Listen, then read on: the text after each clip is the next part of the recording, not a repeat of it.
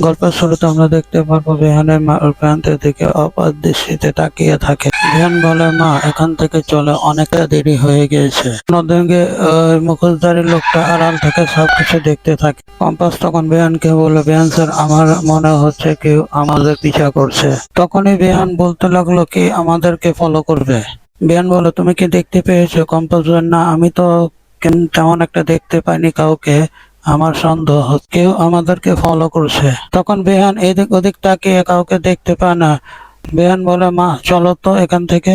বেহান তখন তার মাকে গাড়ি দিয়ে রওনা দশ। এদিকে ও লোকগুলো বাইক নিয়ে তাদের পিছে পিছন ছুটতে লাগে। অন্যদিকে দেখা যায় প্রান্তিক দেখতে পায় বেহানের মা তার পার্সটা সেখানে ফেলে গিয়েছে। প্রান্তিক তখন তাড়াতাড়ি করে বাইরে আসে।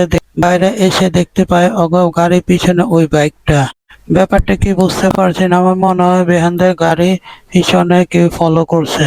তুই চিনতে পেরেছিস? রাজীব তখন বলে, না, আমাদের পাড়া কেউ না দাদা। আমাদের পাড়া কোন বাইক কোন পোলাপান ব্যবহার করে সবটা আমার জানা আছে। কে এটা বুঝতে পারছে? আচ্ছা, পাঁচটা কি করব? রাজীব বলল, আমাদের কে তো ও বাড়ি যেতে হবে এবার। এদিকে দেখা যায় মোনালিসা ফোন করে মাহিকে। মাই বলতে লাগলো, মোনাদি, আমার মাথাটা এমনিতেই খারাপ হয়ে আছে। মোনালিসা তখন বলতে লাগলো, মাই কি হয়েছে, কি ব্যাপার? দাদা ভাই, কম্পাসের আজকে বিবাহ বার্ষিকী, সেটার জন্য বাড়িতে সবাই যা শুরু করে দিয়েছে, আমার একদম ভালো লাগে না, আমার ইচ্ছে করছে।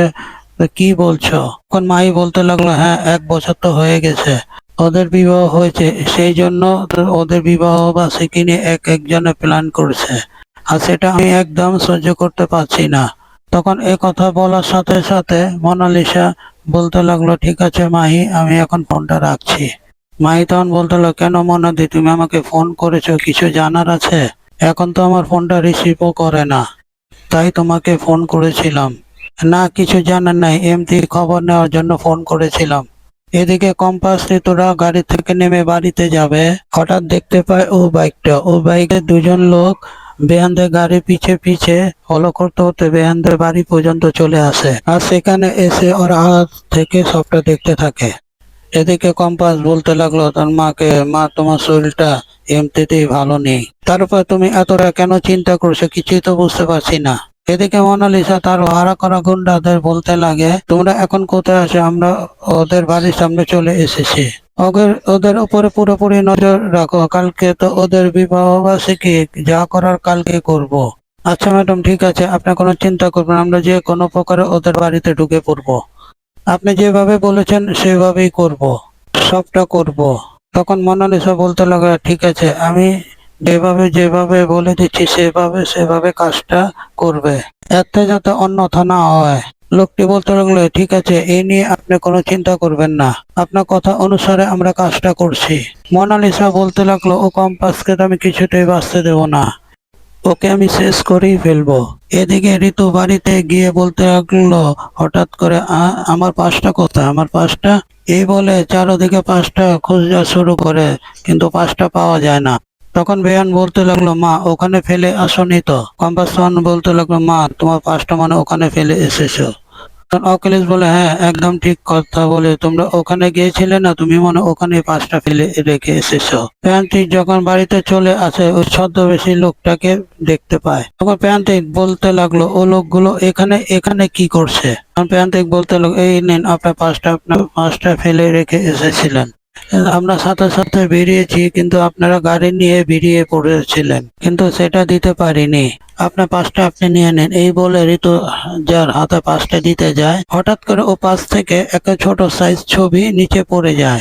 প্রান্তিক মাটি থেকে ছবিটা উঠিয়ে নিয়ে বলতে থাকে, এটা কে? তখন ঋতু যা বলতে লাগলো, বাড়ির কেউ তো কিছু জানে না, না কাউকে কিছু বুঝতে দিলে চলবে না। ঋতুজা তখন বলতে লাগলো, না আমি জানি না, হয়তো কলেজে কেউ হতে পারে, কলেজে তো অনেকজন থাকে, হয়তো কেউ আমার পাশে কারো ছবি রেখে দিয়েছে, এখন আর মনে পড়ছে না। তখন প্রান্তিক বলতে লাগলো, ও আচ্ছা, ঠিক আছে। এদিকে হঠাৎ করে কম্পাসের যে যন্ত্রটা বানিয়েছে সেই রোবটটা শব্দ করতে থাকে। তখনই ভয় পেয়ে যায় প্রান্তিক, আর বলতে লাগে, কিসের এমন আওয়াজ হচ্ছে? তখন কম্পাস বলতে লাগলো, আমি না এই রোবটটা বানিয়েছি, কেউ যদি কোনো অবৈধ জিনিস নিয়ে আসে না, তাহলে এটা শব্দ করবে। দেখি তো আপনি কোনো অবৈধ জিনিস নিয়ে এসেছেন কিনা। এই বলে চেক করে বলতে লাগলো, না না, আপনি কোনো অবৈধ জিনিস নিয়ে আসেননি। তখন প্রান্তিক বলতে লাগলো, শোনো, এভাবে কাউকে হুটহাট ভয় দেখানো বন্ধ করো। অদ্ভুত জিনিস বানিয়ে তুমি সবাইকে ভয় দেখাতে তোমার ভালো লাগে। তখন বেহান কম্পাসকে বলে, কি তোমার প্রান্তিক দা আজকে সেই যন্ত্রটা নিয়ে আসেনি? তখন কম্পাস বলে, আপনি বন্ধ করুন তো এসব কথা। তখন ঋতু বলতে লাগলো, তুমি পাঁচটা নিয়ে এসেছো বাবা? তখন প্রান্তিক বলে, হ্যাঁ, আপনাদেরকে পিছন থেকে ডেকেছিলাম, কিন্তু আপনারা শুনতে পাননি, তাই আমরা বাড়িতে দিতে এসেছি। ঋতু যত খুব খুশি হয়ে যায়, আর এদিকে মেঘওয়ালা বলতে লাগে, কালকে বেয়ান আর কম্পাসের বিবাহ বার্ষিকী, তোমরা সবাই আসবে। আমরা তোমাদের ওখানে গিয়ে নিমন্ত্রণ করে আসবো, এমনকি বসছি সবাইকে নিমন্ত্রণ করব। তখন প্রান্তিক বলতে লাগলো, আবার আপনাদের বাড়িতে অনুষ্ঠান? ঠিক আছে। কম্পাস তখন বলতে লাগলো, প্রান্তিক দাদা, তোমাকে কিন্তু আসতেই হবে। তুমি যেন মনে করে আসো। আমার বোনের বিবাহ বার্ষিকী, আমি কি না এসে থাকতে পারি? আমি অবশ্যই আসবো। এদিকে যখন প্রান্তিকরা বাইরে বেরাতে যেতে লাগে, ছদ্মবেশী লোকদের দেখে প্রান্তিক তখন ওদের দিকে তাকিয়ে থাকে। অন্যদিকে বলতে থাকে, বাবুল কাকা, এই যে বাগানে যারা কাজ করবে ওদেরকে আমি নিয়ে এসেছি, তাদেরকে বাগানে কাজ করার কথা বলেছে তাদেরকে। কম্পাস বলতে লাগলো, আপনার কাছে আইডি কার্ড আছে তো দেখি। এই বলে আইডি কার্ড গুলো মিলিয়ে দেখতে থাকে। ওদের আইডি কার্ড গুলো দেখে কম্পাস বলল, ঠিকঠাক আছে। তখন ও লোকগুলো বলতে লাগলো, হ্যাঁ, আমাদের আইডি কার্ড সব ঠিকঠাক আছে, কিন্তু কম্পাস তো জানে না এগুলো মোনালিসা ভাড়া করা লোকজন। পরের দিন সবাই কিভাবে কম্পাসে বিবাহ বার্ষিকী করবে সবাই তোড়জোড় শুরু করে দেয়। কম্পাসও খুব খুশি, বিহানও খুব খুশি। অন্যদিকে দেখা যায় ও লোকগুলো মোনালিসাকে সমস্ত খবর দিতে থাকে। তখন মোনালিসা বলতে থাকে, ঠিক আছে, ঠিক সময় ঠিক কাজটা করবে। বিবাহবাসী উপলক্ষে কম্পাস আর বেহান যখন মন্দিরে পুজো দিতে যায়, তখন কম্পাসের দিকে বন্দুক ধরে ও লোকগুলি বলে, আজকে মেরে ফেলবো। মোনালিসা বলে, যদি আমাকে বিয়ে না করো তাহলে মেরে ফেলবো। কম্পাস, তোমাকে বাঁচাতে আমাকে মোনালিসাকে বিয়ে করতেই হবে, আর না হলে আরো পানে। কম্পাস বলে, একটা উপায় তো আছে।